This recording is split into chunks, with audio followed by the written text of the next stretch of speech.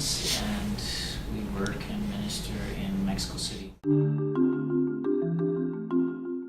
I actually didn't want to go to Mexico City. Even when we were called to the country, we thought, first of all, we were told we were going to go to Tuxtla Gutierrez, which is down in the south.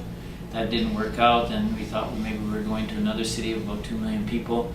And none of that worked out. In December, we're in language study, the phone rings, our leader calls us and said, just calling you to let you know you've been appointed to Mexico City. And there was a long silence. He says, oh, you sound surprised. And I said, well, considering the fact that it's never been mentioned, yeah, we're surprised. I was angry and discouraged. And Cindy and I, we just said, we can either pray about this and ask God to change our heart, or we just can check out. And it took several years to actually love Mexico City. I remember this lady, when I came there as a missionary, she said, I'll trust you in 7 years. I said, really? Why? Because she said, everybody leaves. And so what do we need? We need people who are in for the long haul. I know it's not the in thing. I know that people say, oh, the maximum you can plan is 5 years. No, we need people who are committed to going the distance and just digging in and being faithful until the fruit comes, and then to see the fruit develop, so that long term we can see a multiplication movement in Mexico City. One of the biggest one is the worship of the Virgin of Guadalupe. The Catholic Church, I believe it was the Catholic Church that did the study, not an evangelical church.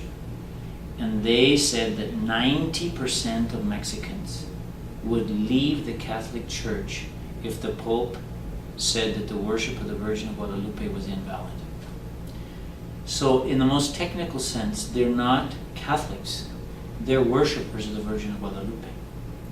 And so from the very lower class all the way up to upper class, in different styles and different ways, there is a strong bondage or commitment to the Virgin of Guadalupe. So when they come to Christ, it's almost always a process, and we in our presentation have to focus on Christ and not on the other. Another really big obstacle is how do I describe it? The father figure image concept of the Latino or the Mexican, because on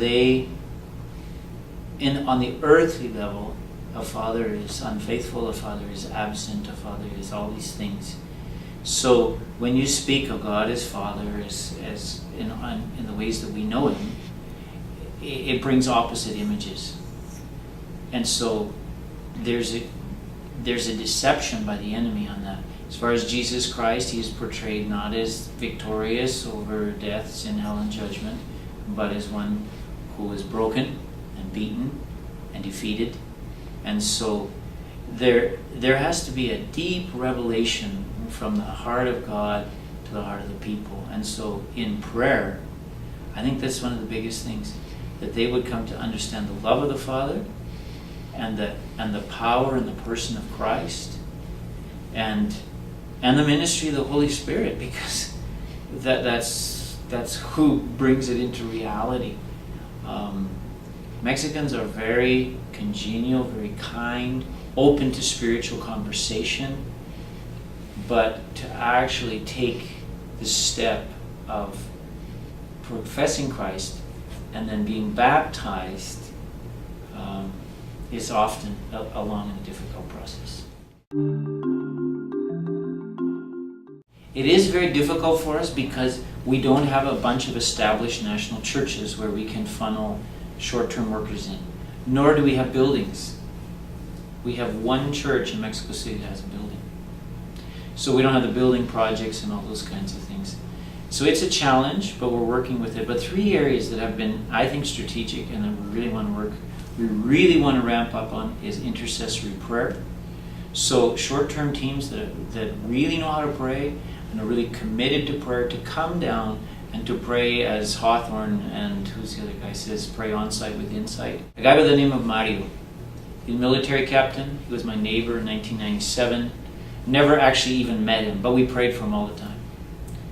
Jump forward 2-3 years. This guy phones me up on Saturday night and says, can I come to your house? I hear you have a group in your house. I said, by all means. I didn't know who he was. And when he walked through the door, I recognized him as my neighbor, my former neighbor, because we had moved twice since then. And Mario had come to Christ and really wanted to be discipled. And his story is phenomenal. But one time I took down 4 intercessors, men from our church in Martinsville, Saskatchewan. And we spent only half an hour with Mario. And I said to Mario, what do you want us to pray for? That's why we went. We would pray 10, 12 hours a day. It was great. And Mario said, I want more of the Spirit. I want more of God. We started to pray for this guy. And the Holy Spirit just came on. And from that point, I mean, before he was growing and maturing, but from that point, he just skyrocketed. And I talked to him just a couple months ago, and I said, what was the turning point? He said, when those guys from Canada came down and prayed for me, something happened. So that kind of praying we need in short term. We have groups that come down and they relate to and build relationships with university students on a very quick basis, and then it moves towards a harvest event. And from that, and from other things that have happened, and some interns we've had down, we have the Coyoacan church plant. It's called La Fuente, the fountain, that has come out of fusion, really. And it's a different model, and it requires tweaking, but it's been effective. I mean, we have a small group of believers who are walking with the Lord and who are moving towards forming a church. Well, I think there's, on every level you can get involved. I think the first way is to get informed. I didn't have any burden for Mexico. None. But by being exposed and living in it and seeing the need, I have a great heart for Mexico. So get informed. Just research, go on the web, do whatever you can. Find out about Mexico, Mexico City, Guadalajara. Second thing is find out what is happening there. I mean, just what ministries are going on. And then ask the Lord, do you want us to go there? Because we believe that just people shouldn't just come. When short-termers come or full-time, long-term people, I really strongly believe that they need to hear God's voice and God's call, and that significant things can happen.